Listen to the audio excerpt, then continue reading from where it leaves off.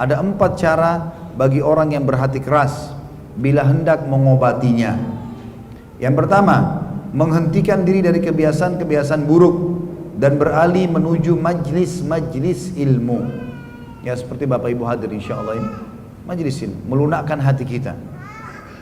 Guna mendengarkan nasihat dan peringatan, ancaman tentang neraka dan anjuran beramal saleh untuk masuk surga, dan hikmah-hikmah tentang kisah orang-orang saleh, karena semua itu dapat melunakkan hati dan menyembuhkannya dengan cepat. Hadir sekali majelis ilmu teman-teman, luar biasa efeknya. Bisa satu kisah, satu ayat, satu hadis mengubah hidup kita menjadi orang yang baik sampai kita meninggal. Itu luar biasa. Makanya jangan tinggalkan majelis ilmu. Saran beliau, orang yang hatinya keras, yang pertama majelis ilmu. Yang kedua, mengingat mati, yakni seringkali mengingat suatu pemutus suatu segala kelezatan, pemisah jamaah, kelompok, dan penyebab anak-anak menjadi yatim, sebagaimana diterangkan pada pembahasan yang lalu. Dikisahkan bahwa seorang wanita mengadu kepada Aisyah radhiyallahu anha tentang kekerasan hatinya. Maka nasihat Aisyah Ummul Mukminin radhiyallahu anha, sering-seringlah mengingat mati, niscaya hatimu akan lunak. Wanita itu melaksanakan nasihat tersebut sehingga hatinya benar-benar lunak. Akhirnya dia datang lagi untuk menyampaikan terima kasihnya kepada Aisyah radhiyallahu anha.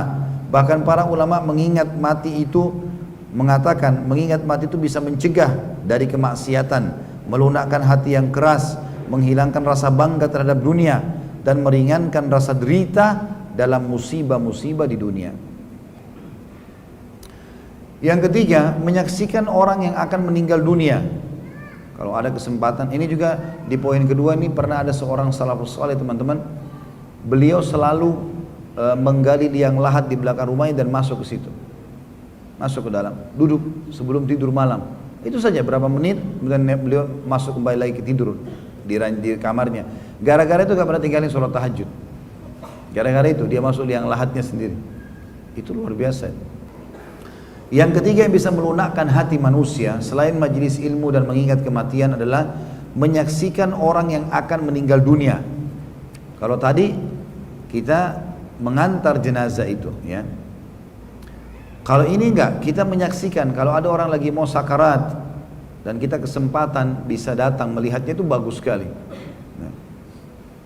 Dikatakan menyaksikan orang yang akan meninggal dunia, memperhatikan orang mati dan menyaksikannya ketika sedang sakarat, serta mengamati perubahan raut muka dan tubuhnya setelah benar-benar mati. Semua itu akan dapat memutus kerinduan hawa nafsu kepada kelezatan-kelezatan yang dapat melindungi dan dapat melindungi hati serta mengusir kesenangan-kesenangan amarahnya. Bahkan menahan pelupuk mata dari tidur, menahan tubuh dari bersenang-senang, dan membangkitkannya untuk terus beramal dengan lebih bersungguh-sungguh. Dikisahkan pula Al-Hasan Al-Basri rahimahullah pernah berkunjung kepada seseorang yang sedang sakit. Ternyata orang itu sedang dalam sakaratil maut. Al-Hasan melihat betapa susah dan pedih yang dialaminya. Maka dia pun pulang ke rumah dengan perubahan roman muka, tidak seperti ketika berangkat. Keluarganya menyapa, ingin makan, semoga Allah merahmatimu.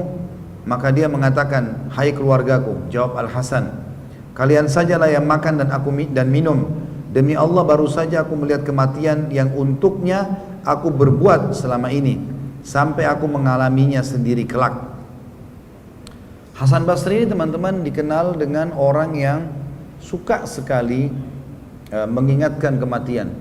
Selalu setiap hari bahasanya, ingatlah mati, apalah, nasihatnya masalah itu selalu. Di antaranya beliau pernah ngantar jenazah, ada satu anak muda di sebelahnya. Hasan Basri sambil menasehati, sambil jalan sambil berzikir, berzikir, apalah ya, subhanallah, alhamdulillah, la ilaha illallah, Allahu akbar, seterusnya begitu ya, berzikir. Maka pada saat dia lagi berzikir, anak muda ini tanya, kenapa anda berzikir?